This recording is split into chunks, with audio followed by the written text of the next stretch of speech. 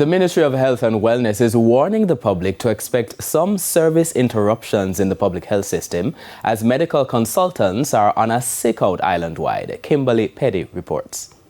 If you visited any hospitals today, you might have experienced some delays. This as medical consultants staged a sick-out. They are protesting the delay in payment of retroactive salaries.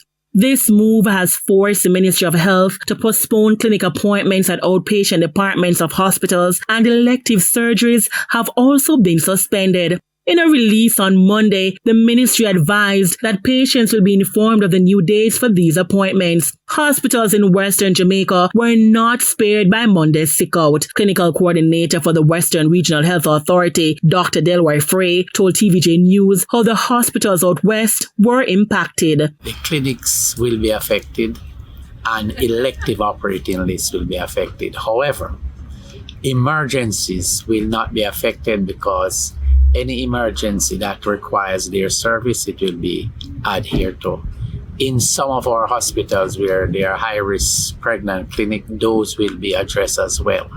So the main aspect of it will be our elective surgical list and our clinic.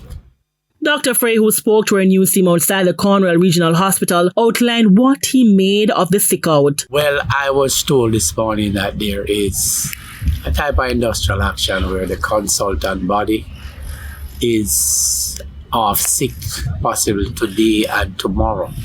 And this has to do with their the back pay that should have been given to them by the end of this financial year. And they were told that it's not possible that they would have received it.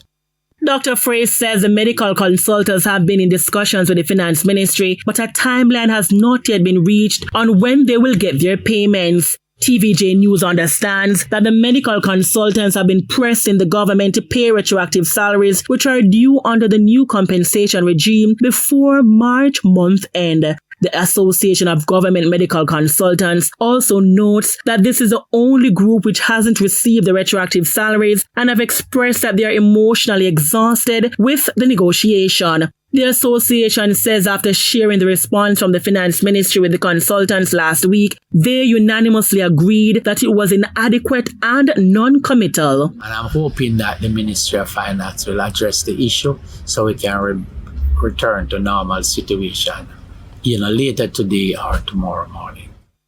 In the meantime, the health ministry is advising the public to consult primary care physicians, maintain health precautions, and access emergency care responsibly.